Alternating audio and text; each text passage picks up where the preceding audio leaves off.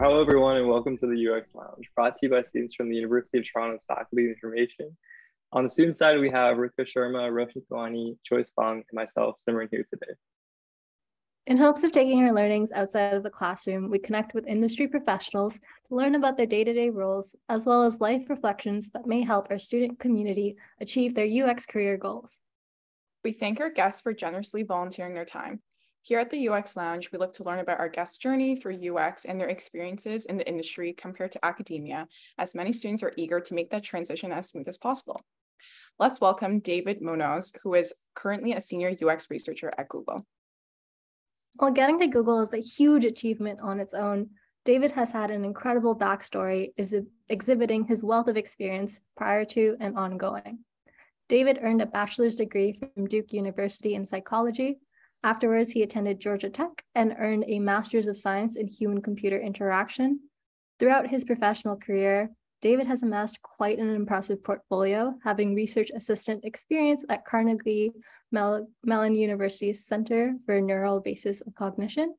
He's also worked for top names like IBM, PNC, AnswerLab in various roles from an intern, junior UX researcher, senior UX researcher, and manager.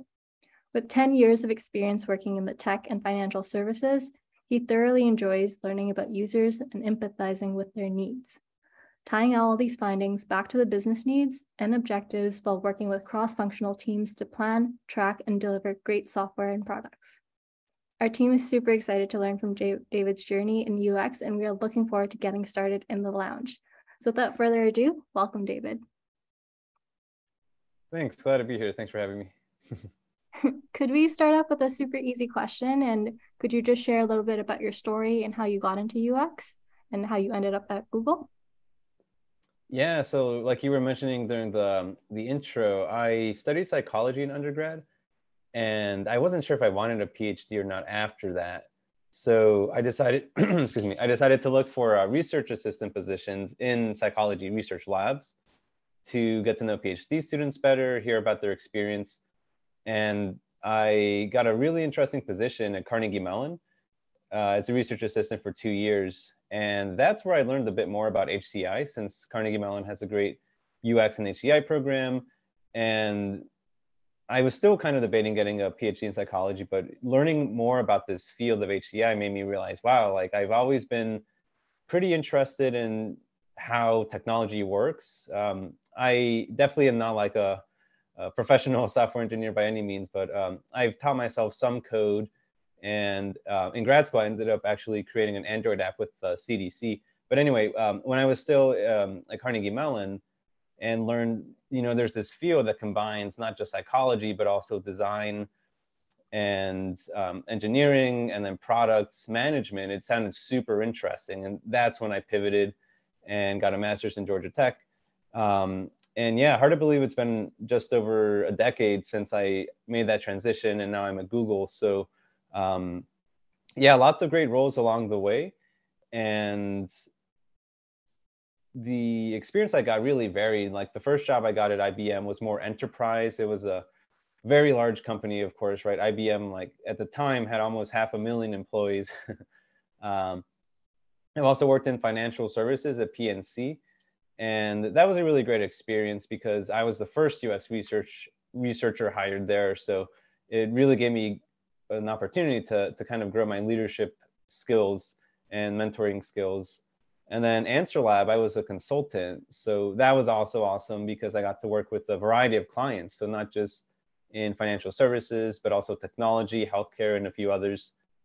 And so yeah, that's how I ended up at Google, just continuing to get experience with various methodologies, various industries, and was fortunate enough to get an awesome position on the Google Workspace team, specifically working on Google Meets and a few aspects of Gmail related to search. That's awesome to hear. Maybe just diving a little bit into like what inspired you to work in like that UX field in general. Like you mentioned like a variety of clients and the opportunities that you've just worked in. Was there some experiences along the way that like told you like, hey, like UX is for me, or specifically like UX research is more for me?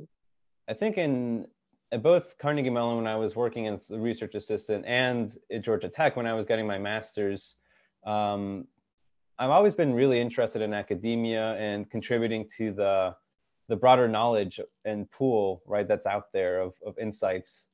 And so I think for me in grad school, as I mentioned, I worked on an app with the CDC to help parents keep track of their children's developmental milestones as they age from the time they're born up until they're about 3 or 4 years old. And the thinking there is that if the child has any signs of developmental or learning disabilities, that detecting them sooner will lead to improved quality of life for the child. And so the app's super successful. It's had over 1 million downloads. And we tried publishing research papers about this app and the work we had done. We did eventually get a publication, which was awesome, but we got a lot of rejections, and the feedback was consistently, this isn't novel. Anyone can build this app. And it was kind of confusing to me, right? Because it's like, wow, like I kind of see what they're saying, right? Because in academia, the focus is on creating, novel insights, but at the same time, kind of hearing that from these top professors made me realize, well, I guess what I'm really passionate about isn't just doing research and doing novel research, but doing research that has an impact on people's lives, right? So that's not to say there's not overlap, right? Like clearly academic research does have an impact on people's lives, but for me, I think doing research in a more applied setting where I could directly see the impact and not necessarily wait years, right? Because with academia, there is definitely more rigor in general. Again, not to say there's not rigor in industry, but because the focus is on creating new insights, new methodologies, sometimes it just takes a lot of time and studies to prove your points. So in summary, yeah, for UX research, for me, what really appealed to me was that ability to have impact, not just in the long term, but the short term, and see the impact. Yeah, for sure. No, thanks for sharing that. And I think it's a really interesting like comparison that you like bring forth in terms of like academia and in more of like the private sector as well, and how leveraging research can have like varying impacts in that aspect. And as you mentioned, because you've worked in so many different sectors, if you had to highlight like 1 or 2 like most memorable UX projects that you've embarked on, what are some of the things that come to mind? Yeah, I think the one that comes to mind was my first UX job out of grad school at IBM. I worked on a few different products, but one of them was called Watson Knowledge Studio. And it was really interesting because it was a very technical space. There wasn't any user interface or products that existed. And the whole goal of this software was to help subject matter experts teach Watson or a machine learning model about a specific domain. So for example, like a doctor could open up a document from a patient, like a patient's health history, and then note specific words like, hey, this word is a person's name, this word is a treatment for a disease, this word is a disease that's treated by this other word. So they're related in that way. So the tool made that much easier, because before this tool existed, you basically needed a PhD in computer science and natural language processing to build a model that could do all these things. But with our visual-based software, it really was as simple as a click of a button and then just picking how to label these different words. So I enjoyed it a lot, just because, again, not just was it a technical space, but it clearly had a huge impact on a variety of industries. So for doctors, for lawyers, a few other industries as well. It helped people create these models that would save a lot of time from the research process. So instead of having doctors read hundreds or thousands of articles trying to decide, okay, like what genes should we study to treat cancer? By using this model and having it automatically go through all the documents and find interesting relationships and say like, hey, gene A probably isn't the best candidate, but genes B and C seem promising, and it doesn't seem like they've been studied before when it comes to cancer. So yeah, really interesting space, really impactful as well. So definitely one of my favorite projects.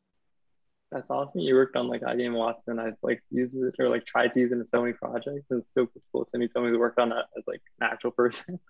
um, and then you mentioned like I guess like a few cool things like getting into new areas, like while working on the app or getting a job at Google.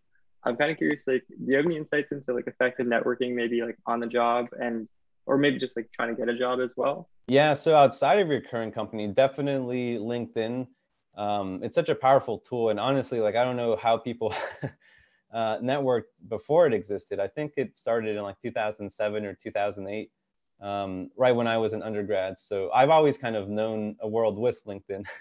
And yeah, it's just so powerful because you can look in your alumni networks. So for me, when I was looking for research assistant jobs right after Duke, I tried to find alumni from Duke who were at research labs as research assistants to try and get to know their work and see if they were open to giving me referrals.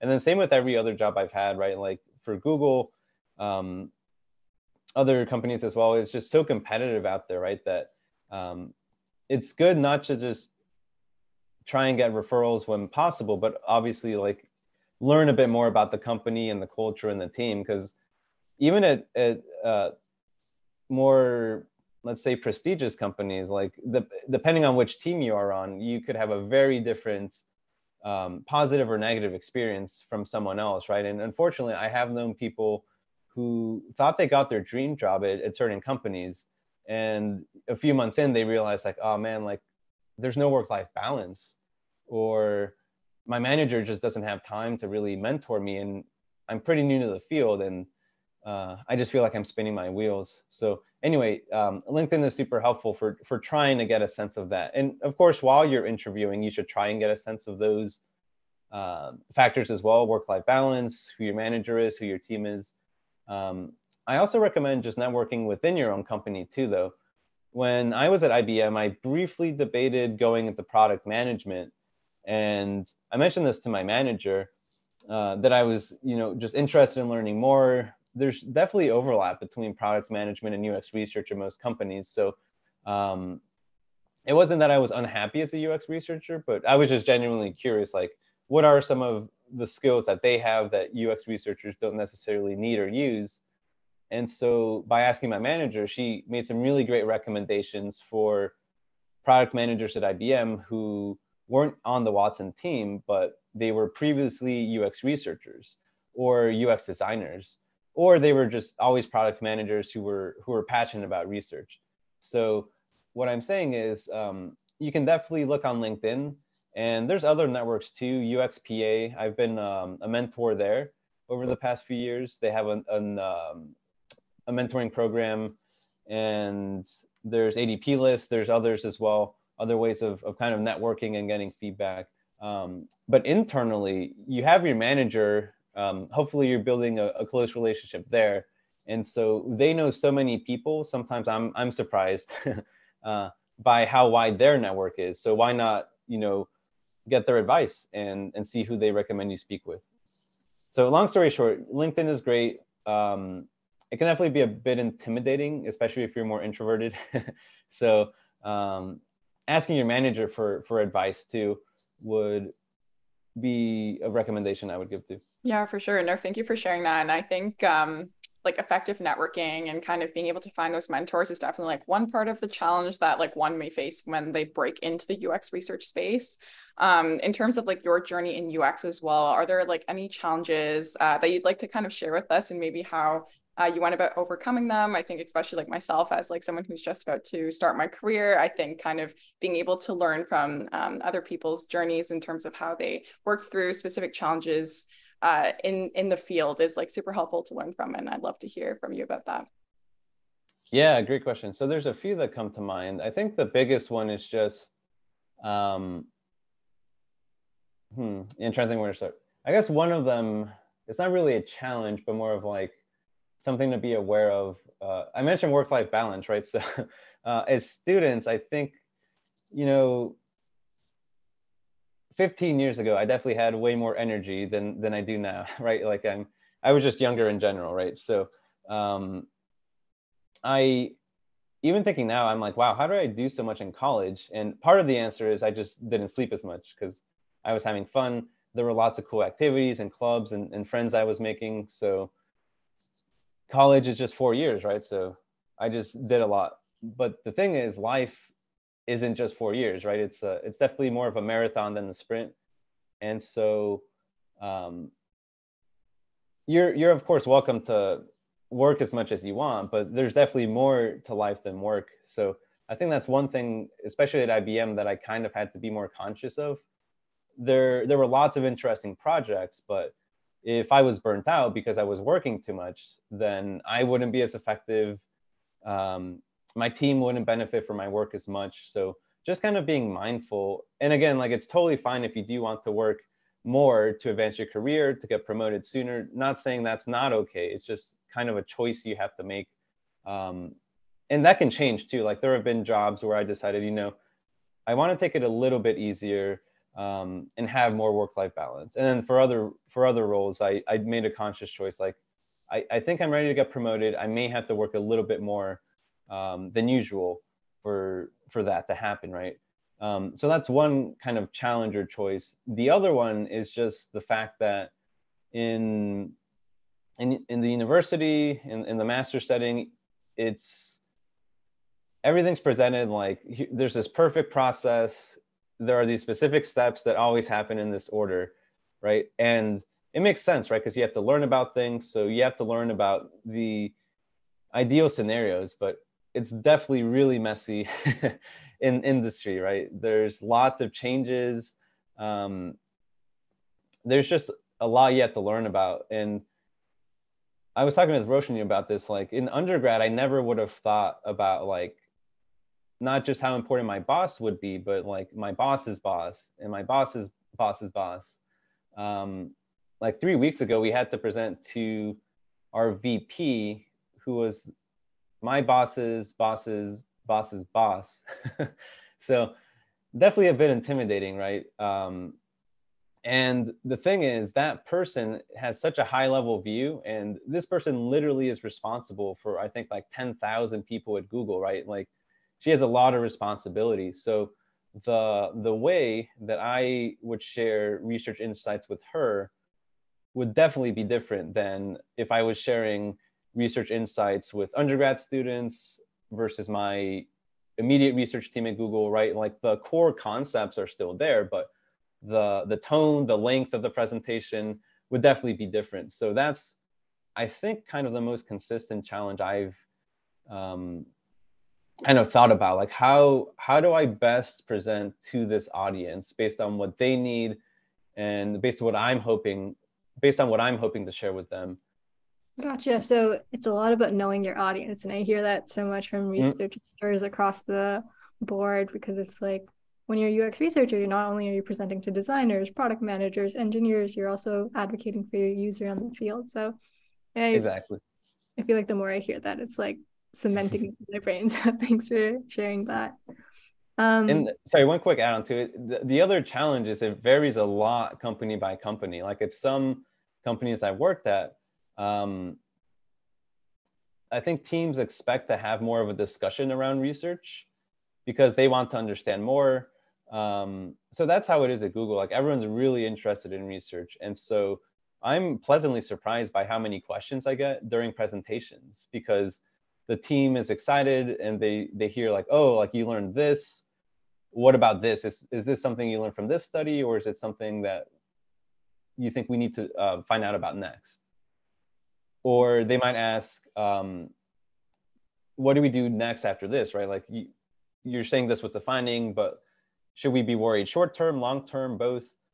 At other companies, I think the expectation's more, the presentation should stand on its own. So you don't really ask questions, but the presentation should hopefully answer those questions. So it definitely takes some adjusting to kind of figure out, again, knowing your audience, like, what level of detail to create your presentation. So takeaway here is just be very self-aware and try and kind of make sure you're doing the right thing for the team you're on and the company you're in. Can I piggyback off that comment to ask, Are you building backup slides and presentations? Are you like, how do you prepare for those extra questions that may come your way, just given the different role you have now compared to your previous organizations you've worked with? Yeah, that's a great question. So going back to that VP presentation I mentioned, we also had to present to my boss's boss. And that presentation, I think, had 20 slides. And as we were preparing for the VP, and by we, I mean like me, my manager, and the design team, we realized like, oh, they might ask about this, they might ask about this. And so we ended up at like 50 slides. But we knew very quickly, like, we have half an hour. The VP is going to ask lots of questions. That's a given. So we really need to cut this down. So yeah, we had to move, I think our final presentation was like 5 slides, and the rest was in the appendix. And we just made sure to divide it up into sections so that if the VP had questions about the research versus the design versus the sales component, that we could easily find those questions. And then presenter notes too. I try and rely on those. I'm not always the best at those, depending on how much time I have, but I do try and add more comments in the presenter notes, like, because the other thing, again, knowing your audience, is it's really easy to make slides that end up being super text heavy, so that every question is answered. But then that makes your presentation really hard to follow when it's so text heavy. So yeah, presenter notes are definitely very handy for that. Yeah, I can definitely relate to that. And definitely reading off presenter notes is it's kind of like a savior when you're on the spot and you're presenting to those important people. So thanks for answering that question. Yeah. And a question for recent grads, as myself and Joyce are just about to, or as we're in our final year of school, we're wondering what stands out when it comes to recent grads and organizations. Like, what do you see that are good qualities, good skills? Do you have any stories or examples to share of what really makes a recent grad stand out as they're just entering the field? Yeah, great question. I'm not involved in hiring at Google, so this isn't like official Google advice. It's just kind of my experience. What I have noticed, though, I was involved in hiring at my last job at AnswerLab. And I think one thing we really look for is taking initiative and taking leadership. And that can be fairly minor, like you volunteered to do something. It could be more major depending on your experience, right? Like if you created a student club from scratch, or if you led some new research project in the research lab you were working in as an undergrad. But basically just showing that even early in your career that, of course, you're interested and eager to learn, but that you're thinking about what could be most effective and what the most ideal solution would be, right? Like kind of going beyond the box. So anything you can highlight in your resume, especially to show how you kind of went above and beyond, were applicable. A related note is also about impact. So the more senior you get, that's definitely important in general, but especially for your resume, that's kind of your first impression when applying to jobs, right? So not just saying, hey, I have 10 years of experience, I've worked in these different verticals, I've had these positions, I've been promoted this many times. Like, that's all great, but companies want to know why you got promoted, right? Or like what the impact was you had at different companies. So saying things like you led these workshops, or the research that you did led to X% more users starting to use the software, or X% fewer bugs, whatever the impact your research had on the product team.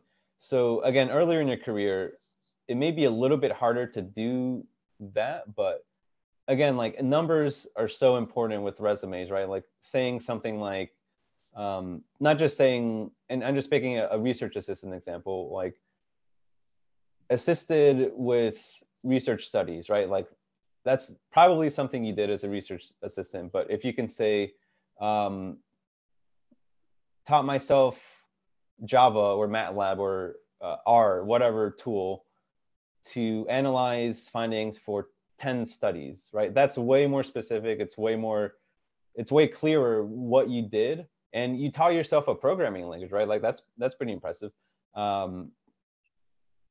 Or if you publish something, right? Again, I know that's definitely tougher in general, but especially earlier in your career potentially. But if you do have publications, or even if you have something that you're preparing to submit for publication, that's still good to take a note of. And then one last thing too, I think when I first made my resume, I was kind of surprised how important this mattered. But sometimes less is more, right? Because I've seen a lot of resumes where it's just like, there's so much text, and there's a keywords section with like top skills, there's a mission statement.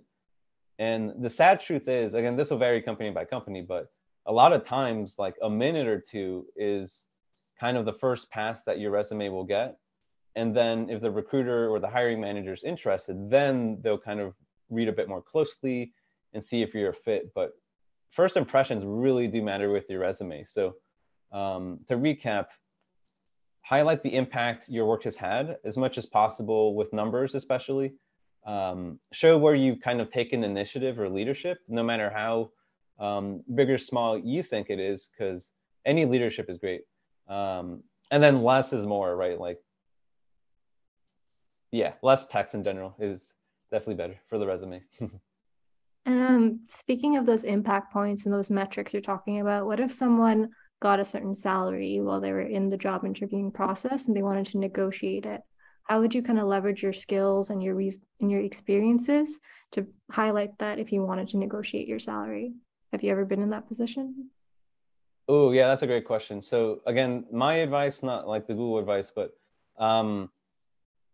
yeah, this is a little tricky to answer because it varies a lot based on the type of company you're applying for and the seniority, and also if you have other offers. So if you have other offers, it's much easier to negotiate, right? Because let's say that company A is offering you X, right? And then you have an offer from another company that's 1.3x, right? It's much easier to say that, right? Like I'm really happy with this offer, company A, but I'm really hoping for 20 to 30% more. I just got an offer from another company, but they're not my top choice. So if you're willing to adjust the salary to be closer to that, I would immediately take this offer or something like this. This is just off the cuff. Another thing I'll mention is for negotiation, it's always helpful to write out exactly what you're going to say so that you're not improvising. That's something I've always done for my roles.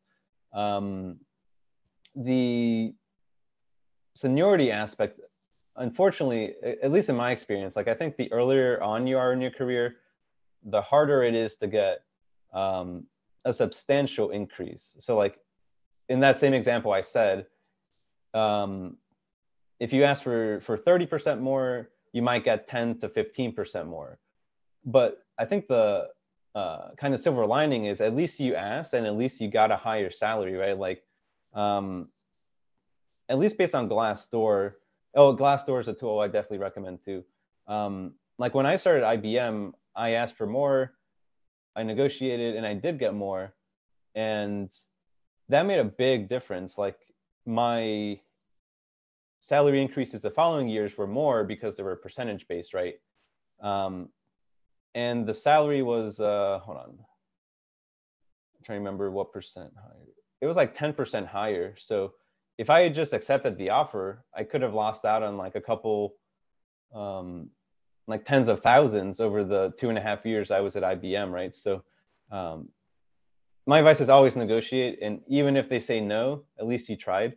The other thing I'll mention, so with Glassdoor, it's, if possible, try and find salaries for people with your position and in your location, because with COVID, that's really impacted negotiation. But I think it's good to be realistic, right? Like if you're in San Francisco, if you're in New York, if you're in areas that are really expensive to live in general, again, this will depend on the size of the company, you should be getting pretty substantially higher salary than someone living in lower cost of living areas.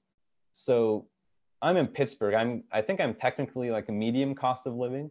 So I wouldn't expect to get the same amount of money someone in San Francisco would, right? Like, I think that would just be a bit unrealistic when negotiating, and it may not be the most conducive to getting a higher salary, right? So it's kind of a fine balance. Like, you want to be realistic, like, okay, how many other offers do I have? What city do I live in terms of cost of living? How much experience do I have? And also, how good of a fit for this position do I think I am? Because there have definitely been some positions where I got an offer, but I kind of got a lukewarm feeling from the team. And it might have just been in my head, but when I tried to negotiate, I didn't get much increase. But then for a different company where I got a much better feeling, and it seemed like me and my potential manager clicked more, when I tried to negotiate there, I did get more. So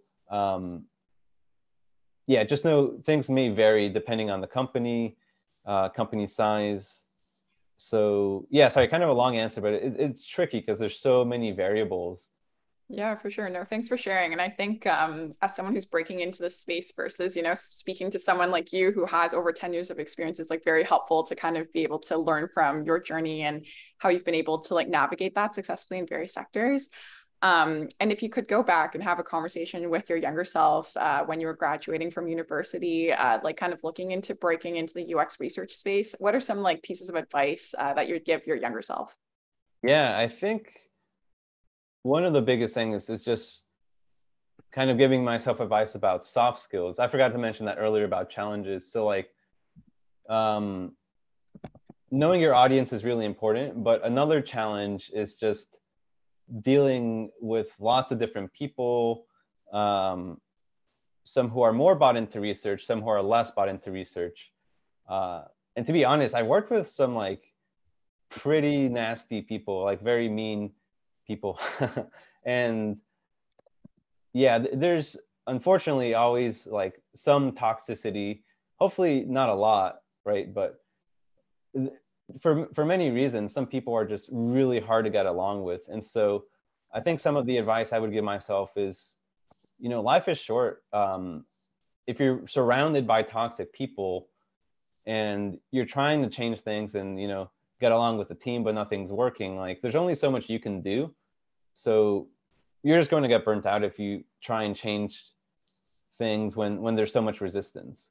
Because that's definitely something I've encountered at some companies, and it's the reason why I left, just because there, again, wasn't really support for UX research. Like people asked for research, but then they didn't do anything with the findings, no matter what I tried or what advice I gave. And yeah, sometimes, again, people just don't want to collaborate with you. So it's like, well, I can try, right? Like if it's been 6 months to a year and I've tried different things and nothing's changing, it's probably better just to change teams or company, because no one really knows your worth except for you, right? So if other people aren't appreciating your work, that's on them, right? If you've tried all you can. So have you seen people face any challenges in the workforce as people of color, and like what's your advice for addressing like those challenges? in terms of being a person of color, fortunately, I don't think I've experienced any difficulties. It is a bit tricky though, right? Because a lot of, not a lot, but some issues I've heard can be slightly more subjective, let's say, right? Like with microaggressions, right? Like it's really hard sometimes to tell why someone might be saying something or making a comment, right? So again, I personally haven't noticed anything said or done against myself that felt like a microaggression, but I know, for other people it might. It really depends on context, how well you know the person. So yeah, I've been fortunate there. I don't think I've experienced anything. Yeah, I guess with career growth and like mentorship, it can be a bit challenging, right? Because in general, there's just less people of color, unfortunately, in leadership positions, right? So I guess for me, something I'm trying to do, especially as a more senior researcher, is trying to mentor younger researchers so that they know, right? Like, oh, like I'm Hispanic, by the way. I'm from Colombia in South America, born in the States, but both my parents are from there. So I try and mentor people, any person of color, but just so that they know, right? Like, no matter what their race is, there is a career path for them. But I also tell myself, I'm just one person. Like, I can't suddenly mentor like 100 senior researchers who are people of color, right? So I guess what I'm saying here is, again, back to kind of the work-life balance. Like, it's something I'm passionate about changing, trying to get more people of color in the workplace and UX, especially UX research.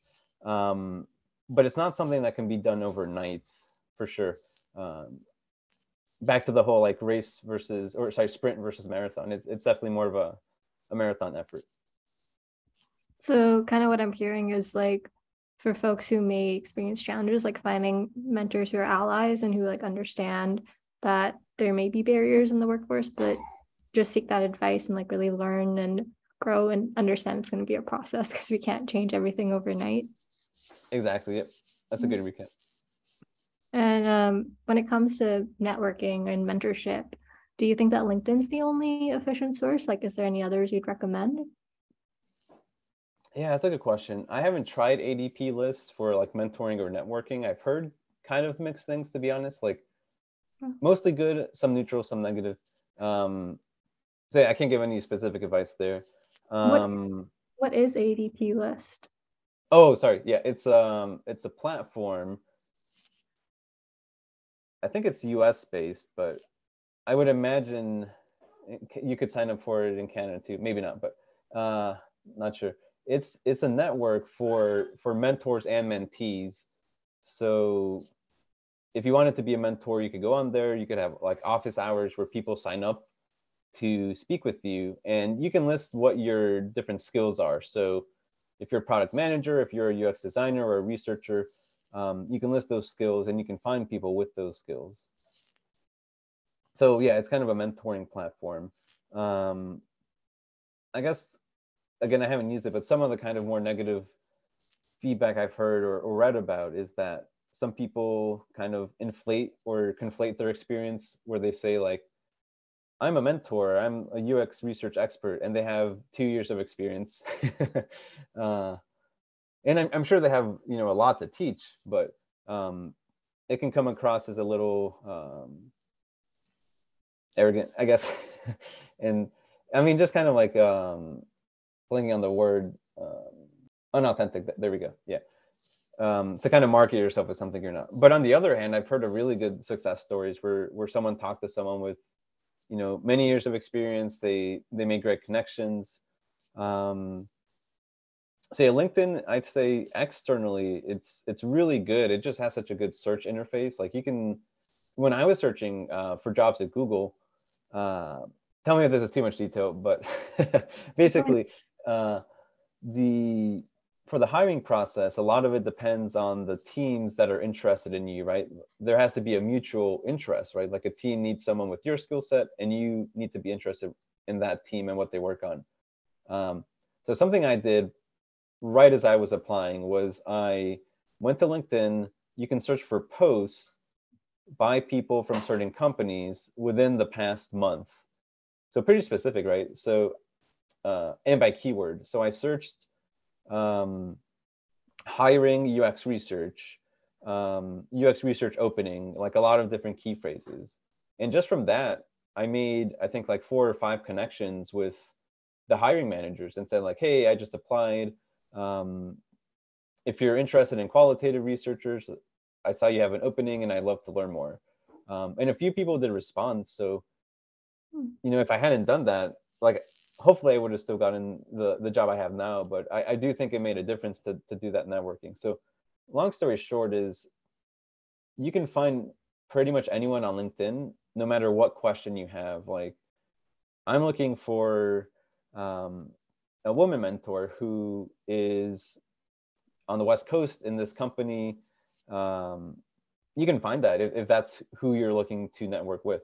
or vice versa, right? Like if you're looking for men mentors, whatever the case might be. So yeah, it's just so powerful. Internally though, again, to my point earlier, I always recommend asking your manager about other connections too, because you'd be surprised again just how wide their network is, not just within your current company, but outside as well. No, that's really helpful advice. I never even thought to think about looking based on those keywords on LinkedIn. So that's a really helpful way of making it more efficient networking search. And when it comes to networking and long-term relationships after the first connection, do you have any advice there? Like, how do you kind of keep the conversation going? How do you ask questions when you feel like you don't really have questions, but you don't want to lose this person that you can keep learning from and evolving in that career space? Yeah, it's tricky. It's a great question because it's also a fine balance because everyone only has so much time, right? So I think that's definitely one advantage of ADP list, right? The mentors list the times that they're available. So if you do want this kind of long-term relationship, then you can just see when they're available and talk with them, right? And say like, hey, I'd love to connect every quarter or every 6 months. Is that feasible for you and your schedule, right? Because they are giving up their time, right? So I always like to be, polite in general, but overly polite in this case, because they're giving up a lot of time, not just to you, but other people. So I would just, and just be transparent and see what kind of frequency of meeting works for them. There are specific mentoring programs, the UXPAs, the one I mentioned earlier, and I'm trying to remember, it ended in May, I think it started in March, and I met with my mentee twice a month. So that's one nice thing of finding like specific mentorship programs. And a lot of companies, especially bigger companies, have those internally. Like at Google, I'm actually helping with the mentorship program and matching different mentors with mentees. So that's another way to do that. So long story short here is if you want more structure, then try and find like a more formal mentorship program that has guidelines, like the mentee should meet with a mentor once a month or twice a month or whatever the case might be. If you meet someone from LinkedIn, if you're networking that way, then it's good to be transparent up front, right? Like have an initial like 20-25 minute conversation, and then if you feel like you would get along with this person long term, then mention like, hey, I'd love to reconnect again. Would it be okay if I reach out in like the next 6 months or next 3 months? Just want to be respectful of your time. So just be transparent and find something that works for both of you. Yeah, for sure. No, thanks for sharing that. And in terms of, you emphasize a lot on like work-life balance. So how do you kind of navigate like striking that work-life balance as you keep yourself like ambitious and motivated as you continue navigating your career? Yeah, it's definitely tricky because a lot of things change. Like the reason I had to change rooms just now is because we just had our first kid, baby daughter, in January, and so that's created a lot of changes, and it's definitely made me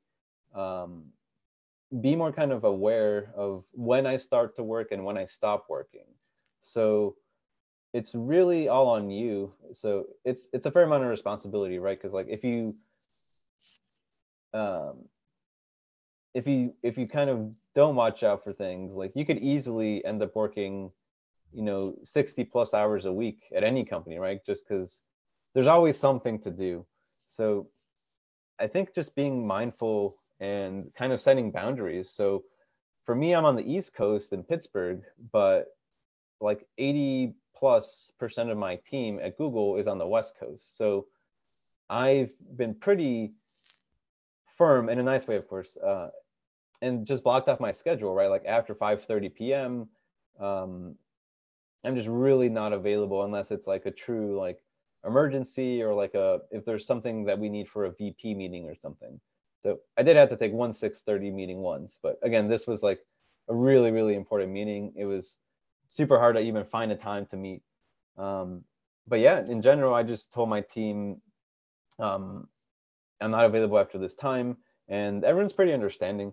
So on the flip side, if you do want to be more ambitious, right? Like if you feel like you're really close to getting a promotion and you just need like a extra impactful project, that's also fine. Just let your manager know that that's kind of your ambition. Like, you know, given my experience, I've learned a lot here. I'd love to continue getting more leadership opportunities or grow my career, however you want to phrase it based on what you're looking for. What is your advice, right? And see what they say, right? Because they might say you need to take on another project, or you need to switch projects, or you need to improve certain skills. So what I'm saying here is, even if you're very ambitious and are okay with a balance that's more tilted towards work, totally fine, but just double check with your manager and make sure you're kind of maximizing your time doing the right things. Because I'll admit, that's something at IBM at some points, I think I could have done better. Like I spent a lot of time doing certain things, and then I realized like, oh, like this is probably like a year too soon to do this research study just because of where the team is. So yeah, always double check with your manager and get their advice about what your ambitions are, right? Like if you want to be a manager, what do they suggest? If you want to get promoted but not be a manager, what advice do they have? So yeah, I guess the summary here is think about what you want. Ultimately, you're kind of in charge, but know you're not alone either, right? Like your manager has lots of good advice too. All right. This conversation has been awesome. The team has learned so much from you today, from like insights into mentorship, working teams, to like, you know, structuring for your audience and more. We really thank you for your time. We have like five rapid fire like rounds we want to go into, like one word or like one sentence style answers. Are you ready for this? Sure. Awesome, cool. So name one book that changed your perspective on life and why. Yeah, so this will be a bit more than a word just because it might be a bit controversial. So honestly, I think some of the big books by Ayn Rand are really interesting. Atlas Shrugged, Fountainhead, Anthem. She was an interesting person and writer, and the books themselves are a bit, I think, overly idealistic. I guess the reason why I listed them is because I think they're so extreme that it is kind of interesting to think about what could society look like, right? Like, because her books are all about like what ideal societies look like. And there's a reason why societies aren't that certain way. So it's still an interesting thought problem. Like it's interesting to think like, if everything was objective, what would that word look like? Like if there were no feelings or emotions, that's kind of what her books are about. And again, it's an interesting philosophy. It's definitely not very practical, but still interesting to think about. Maybe building on that, what is the meaning of life? Oh, I think be happy, enjoy the journey. Yeah, be happy, enjoy the journey. You kind of mentioned it, but what's one really good piece of advice maybe you've gotten or given?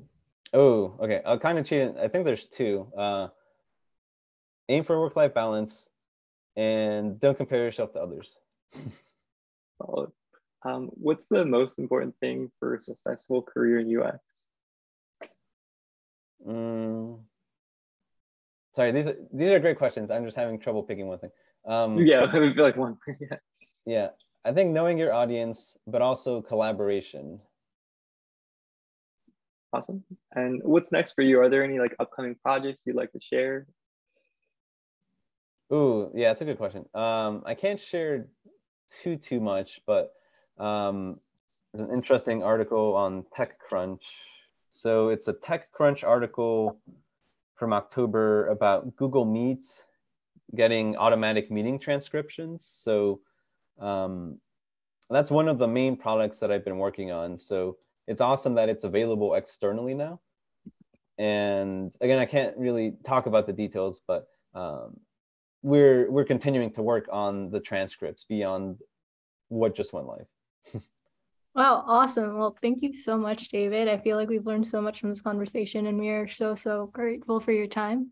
And we wish you a wonderful rest of your day. Thanks so much for coming to the lounge. No problem. Thanks for having me. Have a nice day as well.